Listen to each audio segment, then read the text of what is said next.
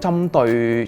運動科技嘅產品嘅應用啊，同埋研發咧，咁而家喺香港啦，甚至喺東南亞地區其實都係冇嘅，所以都係我哋香港理工大學首創嘅一個學士學位啦。咁呢個課程我哋設計上係因為有見到市場嘅需要啦，見到體育科技嘅發展係非常之快，咁所以我哋就因應呢個市場嘅需求啦，咁所以我哋就設立咗呢個新嘅學士學位。如果我哋睇返過往市場嘅趨勢啦，咁其實我哋一路諗緊體育產品嗰陣時，我哋都係講緊一啲傳統嘅運動產品，譬如係一啲波衫啊、球鞋啊、拍啊啲類型嘅產品。喺電子產品嘅應用其實都越嚟越多。咁譬如而家有好多新嘅可穿戴科技啦，譬如一啲運動手帶啊、心跳帶等等，等到運動員啦同埋教練亦都對自己運動時嘅情況會更加了解，從而可以設計更加好嘅訓練模式，可以增進佢哋嘅運動果效。對於觀眾嚟講啦，呢啲新嘅科技亦都對佢有好大嘅幫助。喺運動轉播嘅過程當中啦，其實 AI 嘅應用啊，可以令到個球評員啦，可以有更即時嘅資訊，可以講解到球場發生嘅事情，等觀眾可以了解發生嘅咩事啦。亦都可以透過一啲新嘅 AR 同 VR 嘅技術，可以令到個比賽嘅場面更加生動，亦都等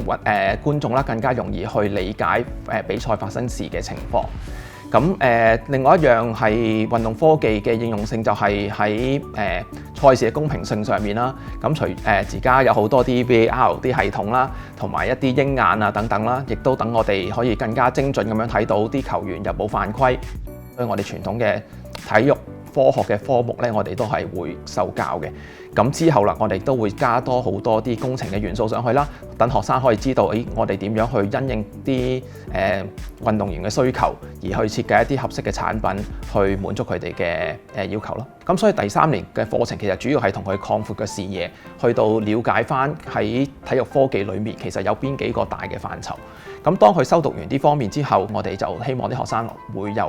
可以有 internship 呢個機會。咁佢哋咧就根據自己嘅興趣啦，咁就可以去唔同嘅運動產業裏面去做實習。其實每一個學生都需要啦，佢哋最少要有8個星期嘅實習時間，去了解自己真實嘅喜好喺邊度咯。譬如有啲同學仔可能對運動產品研發比較有興趣嘅，可能佢哋就會去一啲運動產品嘅公司去做實習。李寧啊、特步啊、安踏啊呢啲大嘅品牌裏面，佢哋都有好大嘅機會去接觸到究竟一個產品係點樣由冇到有啦。另外啦，有啲人可能對啲電子產品有興趣嘅，佢哋亦都可以去一啲同電子產品嘅公司去做實習啦。咁電子產品嘅公司譬如比較做得大嘅，就喺內地就有華為啦，喺香港無論係喺科學園又好啦，喺數碼港又好啦，亦都有相應嘅公司去俾同學有呢個機會去了解下究竟呢個產業係點樣去發展啦，佢哋需要有啲唔同嘅技術啊，先令到佢可以喺呢個行業可以做得更加好。咁等喺第4年嗰陣時就可以選擇適當嘅 elective subjects。咁啲 elective subjects 其實就係一啲比較進階版嘅課程啦，就等啲學生咧就會了解到呢一個行業嘅比較仔細嘅要求啦。譬如當佢需要去做一啲運動產品嘅研發，如果佢淨係識基本嘅 3D 打印啊或者3D 掃描嘅技術，其實都唔足夠。佢哋好多時係需要有認識到點樣去做一啲simulations 啊，點樣去做一啲比較複雜少少嘅 biomechanical testing 啊。咁佢哋需要有啲嘅能力，佢哋先可以做到一個sports tech engineers 咁樣去研發一啲新嘅產品咁樣嘅。佢哋亦都需要做一個 capstone project 啦，基本上係佢哋畢業論文啦。我哋都期望學生都可以透過呢1年嘅機會，可以喺我哋嘅教授嘅帶領底下啦，可以設計一啲接近可以推出市場嘅產品。我哋就係想培養啲學生就會首先對個人體嘅生理啊同埋力學等等都會有相當嘅認識啦。佢哋需要有呢個持續學習嘅能力，等到佢哋出咗去之後，佢哋都更加可以持續咁樣學習啦，持續去應用一啲較新嘅科技喺體育嘅應用上面咯。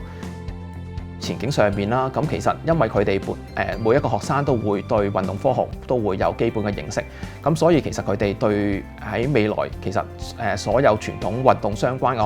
嘅工作，其實佢哋都可以勝任到嘅。咁除咗呢樣之外，咁更加重要嘅係因為佢哋對運動科技有更加深嘅認識啦，咁所以佢哋可以喺啲比較精英運動員嘅訓練裏面啦，或者可以喺